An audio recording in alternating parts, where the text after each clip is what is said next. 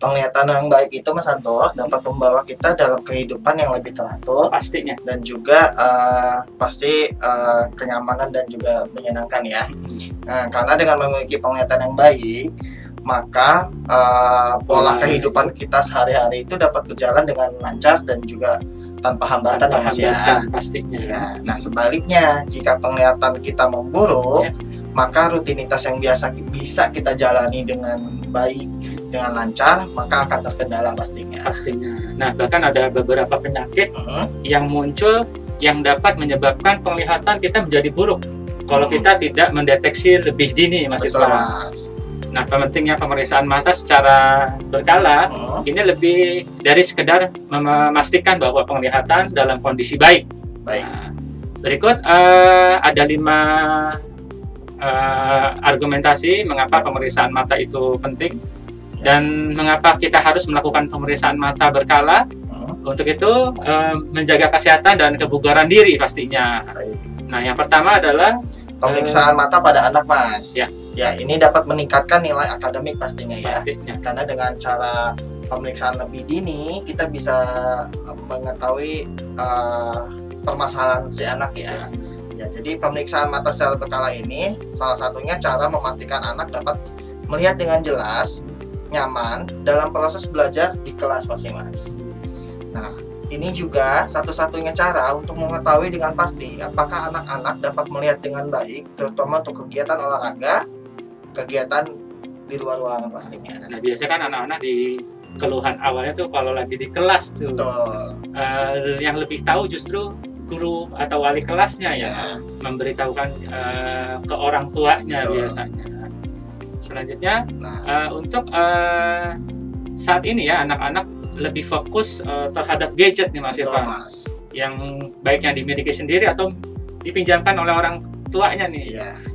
Tidak hanya dalam bermain game yang tersedia di gadget ya, proses belajar pun juga sekarang anak-anak kerap kali menggunakan gadget. Jadi lebih banyak beraktivitas di jarak dekat.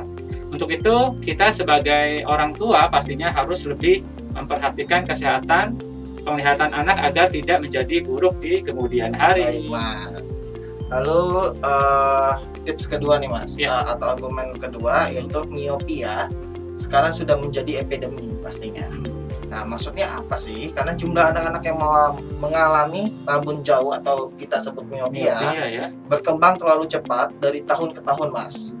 Akibatnya semakin banyak anak yang rabun jauh pada usia yang terbilang sangat dini ini semakin meningkat, Mas. Udah usianya masih belia, masih dini, itu minusnya udah cukup tinggi ya. Betul. Nah, anak-anak yang menjadi rabun jauh di awal mulanya itu cenderung mengalami penglihatan yang buruk, Mas. Tanpa terkoreksi atau tanpa diketahui orang tua atau bahkan guru ya. Yang kemudian berlanjut sepanjang masa anak-anak hingga remaja dan juga dewasa, Mas. Nah, hal ini yang beresiko jauh lebih besar menjadi kondisi mata yang sangat serius. Bisa terjadi mungkin ablasi kornea, ablasi retina, katarak, glaukoma, atau lazy eye pada anak-anak. Mata males yang disebut mata males Mas Irfan ya. Betul. Nah, ada pun salah satu cara yang tepat untuk menghindari hal-hal tersebut yang tadi saya sebutkan, Mas, dengan cara melakukan pemeriksaan mata secara rutin. Yaitu dengan cara menggunakan alat bantu penglihatan seperti kacamata. Ini sangat membantu sehingga fokus pada anak-anak ini terjaga sehingga tidak menyebabkan mungkin lazy eyes itu, Mas. Jadi alat bantu ini seperti kacamata tadi bisa terdapat kalau misalnya ada kelainan refraksi itu justru lebih sangat dibutuhkan. Adapun sudah terjadi sedikit kelainan mata seperti lazy eyes pada anak-anak, ini masih bisa diterapi, Mas. Asalkan anak-anak itu masih di bawah usia 10 tahun. Jadi di usia perkembangan masih bisa diterapi dengan mungkin kacamatanya salah satunya ditutup itu ya Mas? Ya, ditutup. Jadi ini pentingnya juga kita mengetahui mata dominan. Ini yang akan kita bahas di segmen berikutnya ya. Nah, argumentasi selanjutnya mengenai perlunya kita memeriksakan mata ke optik atau ke dokter mata, yaitu adalah screening mata bukanlah pemeriksaan mata. Betul, Mas. Nah, seringkali seseorang ya percaya bahwa dirinya atau anaknya tidak memiliki gangguan penglihatan hanya karena lulus atau dapat membaca semua objek pada saat dilakukan screening, baik di sekolah ataupun di instansi yang menyediakan screening mata. Jadi screening mata itu mungkin hanya dengan melakukan penutupan mata kanan dan kiri, dites dia mampu membaca objek yang dijadikan target, itu sudah dianggap tidak ada keluhan. Nah, bisa saja dengan ukuran yang rendah jadi tidak terdeteksi ya Mas Irfan ya. Atau dia hanya menerka-nerka tapi jawabannya betul. Iya. Nah, bisa jadi seperti itu. Nah, screening dapat mengidentifikasi masalah nyata yang mungkin dimiliki seseorang dengan penglihatan pada jarak tertentu. Nah, seperti melihat papan tulis dengan jelas di ruang kelas atau mengenali rambu-rambu jalan dan benda-benda lain yang ada di belakang kemudi. Ya, jadi screening ini benar-benar tidak menjadi acuan standar atau acuan dasar seseorang dianggap penglihatannya normal. Baik. Nah, kemudian hanya pemeriksaan mata yang komprehensif yang dilakukan oleh dokter ataupun praktisi optik ya, itu bisa juga dapat dilakukan pemeriksaan mata secara lengkap agar didapat penglihatan yang jelas dan nyaman.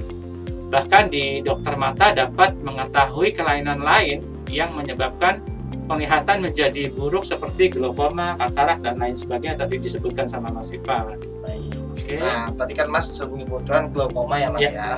Nah, glaukoma ini salah satu hal penting yang harus kita ketahui, karena dari semua penyakit mata yang serius, glaukoma ini yang mungkin paling berbahaya Mas. Karena jika tidak terkontrol atau tidak diketahui bisa menyebabkan kebutaan Mas. Karena kebutaan permanen Mas Irfan ya. Karena tidak ada gejala yang terlihat lebih spesifik untuk glaukoma ini di awalnya Mas. Jadi si penderita itu tidak mengetahui ada sesuatu yang salah pada matanya. Jadi datangnya tiba-tiba tidak diketahui ada indikasi awal ya. Betul. Baru setelah terjadinya hilangnya penglihatan baru diketahui bahwa seseorang tersebut baru mempunyai glaukoma. Nah, bagi teman-teman yang memiliki mungkin riwayat diabetes ya Mas diabetes, ya. Mungkin bisa coba dicek untuk tekanan bola matanya. Jadi apakah cukup normal atau sudah terbilang cukup riskan ya dalam terjadinya glaukoma ini. Diabetes ini yang sangat-sangat berpengaruh dengan kondisi mata ya. Iya betul. Dan untuk glaukoma cara mendeteksinya Mas dengan cara melakukan pemeriksaan mata secara rutin dan lakukan pengecekan tekanan bola mata yang tadi saya sebutkan Mas, serta mengecek dengan menggunakan slit lamp cukup membantu. Iya, itu nanti di dokter biasanya dia akan dilakukan pemeriksaan. Jadi biar diketahui celah anteriornya itu ada celah atau tidak, atau menyempit atau tidak. Jadi bisa diketahui apakah ada efek nantinya bakal terjadi glaukoma atau tidak. Nah, yang selanjutnya Mas Irfan, pemeriksaan mata secara berkala dapat mendeteksi masalah kesehatan secara serius tadi ya. Mas. Jadi dengan melakukan penglihatan mata secara rutin, maka setidaknya akan mengetahui kesehatan Anda secara utuh. Karena dari mata akan terlihat banyak jenis penyakit yang dialami oleh seseorang, baik itu penyakit diabetes tinggi tadi, hipertensi, kolesterol yang tinggi, bahkan kanker. Karena itu mata disebut dengan istilah jendela jiwa. Karena dengan melihat mata, maka akan terlihat sisi dalam seseorang. Jadi indikasi kesehatan seseorang itu bisa dilihat dari awal dari matanya ya. Dari mungkin dari perbedaan visus atau bukan, atau mungkin dari perubahan powernya semakin meninggi dan sering bergonta-ganti ukuran. Itu bisa pengaruh, mungkin salah satunya ada penyakit yang sudah diderita ya. Juga keluhan-keluhan yang bersifat ada silau, terus ada pergerakan flutter atau floater. Nah, itu juga bisa dijadikan indikasi awal. Betul. Nah, selama pemeriksaan pemeriksaan mata secara komprehensif, dokter mata akan mendapati atau mengamati serta mengevaluasi kesehatan dan kondisi pembuluh darah di retina kita, yang merupakan prediktor yang baik nih sebenarnya mata ya. Baik tentang kesehatan pembuluh darah di seluruh tubuh, kondisi diabetes dan hipertensi, hiperkolesterol, ya, jadi kondisinya sejauh mana tingkat kondisinya. Semuanya terlihat oleh perubahan penampilan suplai darah, retina dan pembuluh darah. Nah, pada tahap awalnya Mas, penyakit mata diabetes tidak memiliki gejala yang terlihat seperti tadi glaukoma ya Mas ya. Hanya pemeriksaan mata komprehensif yang dapat mendeteksi tanda-tanda penyakit sehingga pengobatan dapat segera dimulai untuk mencegah hilangnya penglihatan. Nah, baik demikian usia pada baik dengan demikian usai sudah ya pembahasan kita 5 argumen tadi bagaimana membuat kita untuk tetap perlunya melakukan pemeriksaan refraksi ya Mas ya. Berikutnya apa Mas kita akan membahas kesimpulannya nanti. Apabila nanti ada teman-teman ada komentar atau pertanyaan mengenai pembahasan kita kali ini, teman-teman silakan tuliskan pertanyaan di kolom yang telah disediakan. Nanti kita akan coba bahas dan kita jawab secara langsung. Baik. Tapi jangan kemana-mana, tetap di Lens Channel.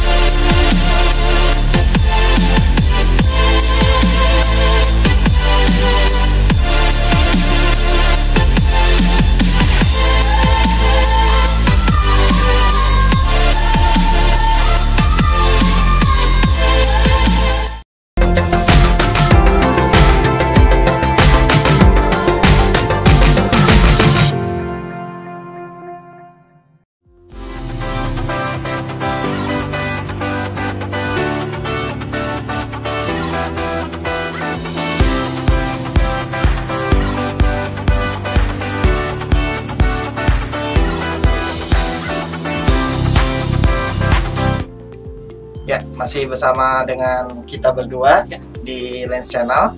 Ya, kali ini kita akan membahas tentang perlunya pemeriksaan mata ya. Iya, tapi secara kesimpulannya kita akan bahas ya, karena kan materinya tadi sudah kita bahas satu persatu dengan 5 kategori argumen ya. Yang mendorong keperluan untuk pemeriksaan mata. Pemeriksaan mata ya, harus pentingnya melakukan pemeriksaan mata ya Mas ya.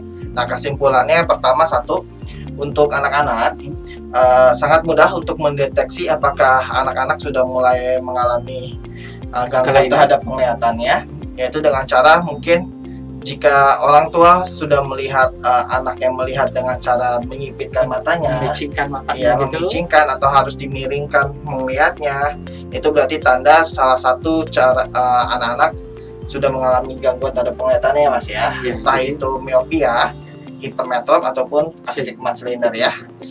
Lalu kedua mungkin dengan menonton televisi terlalu dekat mungkin Mas sekarang. Atau membaca objek seringnya terlalu dekat sekali ya. Sekarang kok jadi dekat banget, dijauhin, didekatkan lagi seperti itu. Nah, itu salah satu tandanya ya Mas ya. Kadang-kadang kan anak-anak karena ketidakmengertiannya dia takut bercerita sama orang tua. Tahu-tahu kita dapat informasi dari guru kelasnya. Nah, ini si Dede proses belajarnya agak sedikit terganggu dan dia mengeluh untuk mencatat pelajarannya agak sedikit terlambat. Atau mungkin bisa jadi nilai akademiknya tidak terlalu jauh menurun dikarenakan mungkin dia melihat di teman sebangkunya Mas. Jadi saat itu dia proses belajarnya agak terlambat karena harusnya dia melihat ke papan tulis tapi dia melihatnya ke sisi samping temannya. Seperti itu. Nah, fungsinya apa untuk kita mendeteksi dari awal pada anak-anak? Sedini mungkin ya. Ya, salah satunya untuk meningkatkan nilai akademis pastinya. Jadi sudah diketahui di awal, pasti kan akademisnya terbantu ya Mas ya. Tapi jika terlambat untuk mendeteksi tersebut, anak-anak bisa mengalami namanya lazy eyes atau mata malas. Nah, ini yang berakibat buruk terhadap penglihatannya pastinya. karena di satu mata akan timpang dengan mata yang lainnya untuk penglihatannya. Jadi untuk yang perlu dipertimbangkan juga mungkin dari faktor genetik, Mas. Jika kedua orang tua atau salah satu dari orang tuanya sudah menggunakan kacamata, nah itu ada kemungkinan besar putra putrinya juga akan mengalami gangguan penglihatan juga. Ya, betul. Nah, itu bisa dijadikan pertimbangan awal. Ya. Nah, jadi intinya harus mendeteksi sedini mungkin untuk anak-anak, karena banyak sekali yang akan berefek terhadap penglihatannya nantinya ya. Ya. Dan kalau untuk orang tua, kalau misalnya ada gangguan sekecil apapun, misalnya ada gangguan dengan penglihatannya, misalnya ada tadi seperti ada floater, ada gangguan kacamatanya sering gonta-ganti, ukurannya sering berubah-berubah, nah itu perlu dilakukan pengecekan sedini mungkin. Karena yang seperti yang sama kita ketahui ya, untuk penglihatan ini yang sangat berpengaruh adalah tekanan darah, tensi ya, atau kadar gula darah. Nah, itu yang sangat berpengaruh dengan penglihatan kita. Jadi mungkin jika di riwayat keluarga sudah ada riwayat hipertensi ataupun glukosa, Mas, atau diabetes maksudnya, itu bisa lebih waspada ya, Mas ya, dalam jaga kesehatan terutama matanya.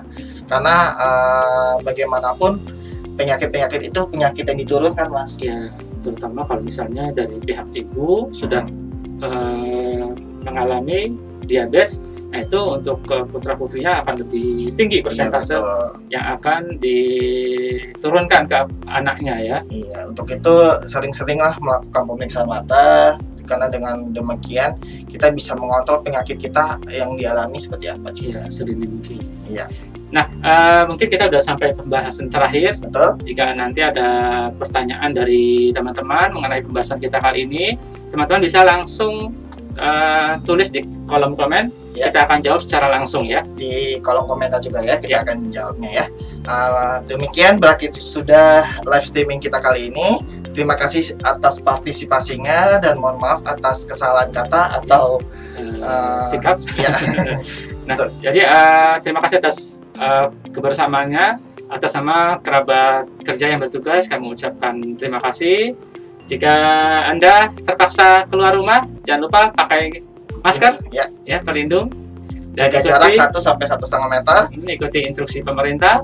Teruskan pola hidup sehat. Ya, seringlah cuci tangan sebelum dan sesudah aktivitas. Terima kasih dari saya Anto dan Irfan. Sampai jumpa. Bye-bye.